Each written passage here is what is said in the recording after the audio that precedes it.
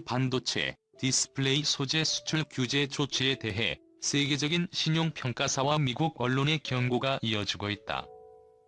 국제신용평가사 피치는 일본의 경제보복 조치는 장기적으로는 일본 업체들이 손해를 볼 것이라고 15일 전망했다.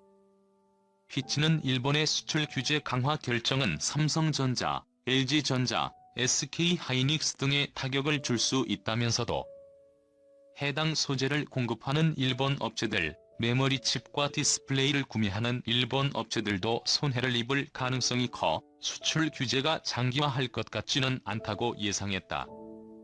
피치는 분쟁이 고조되면 한국 업체들은 대체 공급자를 찾겠지만 일본 수출업자들은 잃을 게 많다고 지적했습니다.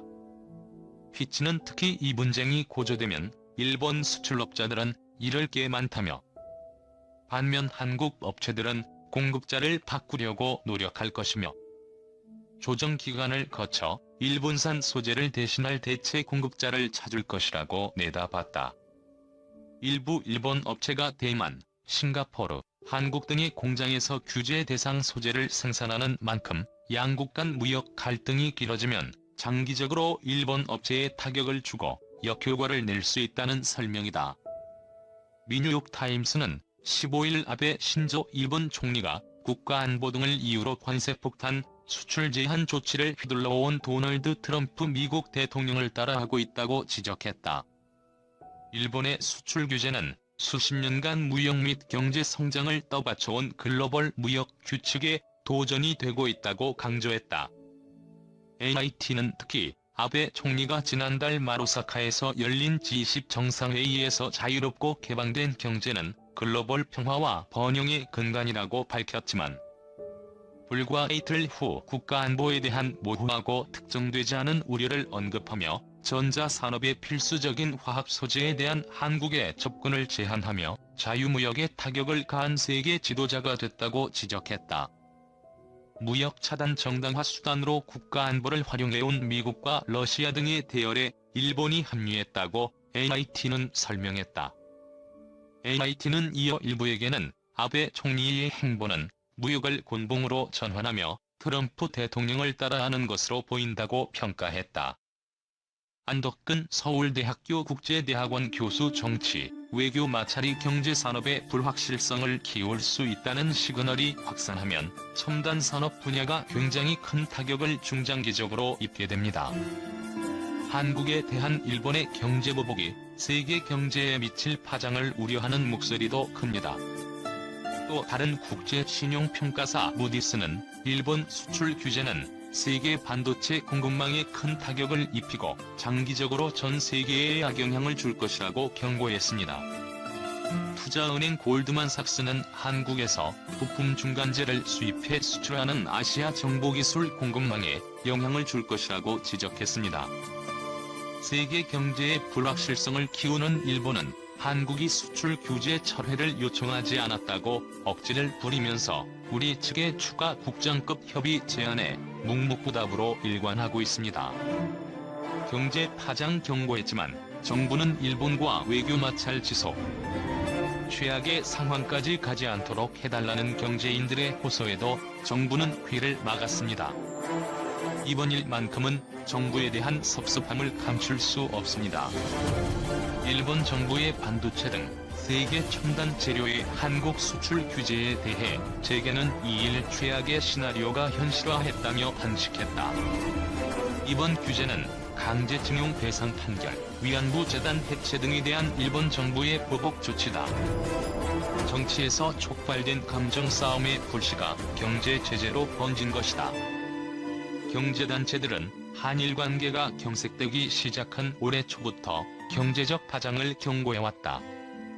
전국경제인연합회는 지난 4월 15일 긴급좌담회를 열고 양국의 경제 협력이 얼어붙고 있다면서 민간 차원에서라도 협력을 확대해야 한다고 촉구했다.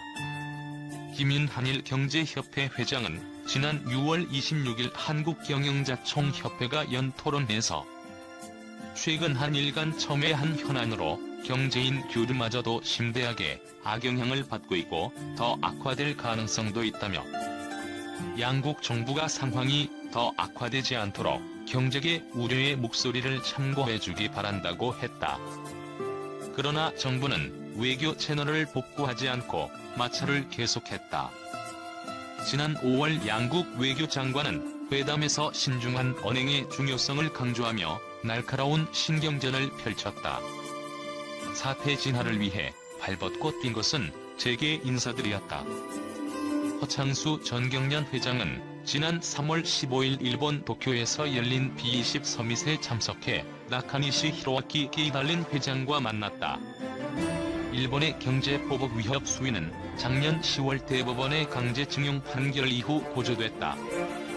일제 강제징용 피해자 측이 대법원 배상 판결 이후 협의에 응하지 않고 있는 신일철 죽음에 대해 압류 자산 매각 절차에 착수하겠다고 밝혔고, 일본 자민당 내에선 지난 3월부터 반도체 제조에 필수적인 불화수소 등 핵심 물자에 대해 한국 수출 금지를 검토한다는 목소리까지 나왔다.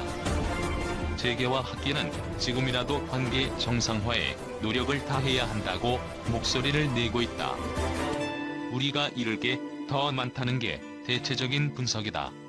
한국경제연구원은 일본이 한국 제품에 대한 수입 관세 인상에 나서면 연간 최대 2조 8천억 원에 이르는 수출액이 감소할 것으로 내다봤다. 지난해 11월부터 올 5월까지 양국 간 교역 규모는 9.3% 줄었고 중간재 교역 규모도 8.3% 감소했다. 금융시장에서는 일본의 한국 증시 시장 참여도 저조한 상황이다. 지난해 11월부터 올 4월까지 한국 유가 증권 시장에 대한 외국인의 순매수 규모는 358% 늘었으나 일본의 순매수 금액은 91.2% 감소했다. 재계 관계자는 일부 기업은 일본에서 판매하는 자사 제품에 한국산 문구를 빼야 하는 상황에 이르렀다며 불매 운동이라도 벌어질 분위기라고 말했다. 박천희 서울대 교수는 한국은 부품, 소재, 장비를 일본에 의존하고 있어 한 번도 무역 흑자를 내본 적이 없다며, 양국 간 마찰로 한국으로 올 투자가 중국과 대만으로 향하는 사례들이 나오고 있다고 말했다. 재계는 꼬인 실타래를 풀기 위해 민간 교류 활성화에 나설 계획이다. 손경식 한국경영자총협회 회장은 양국 관계 회복을 위해 한일 문화교류 행사인 한일축제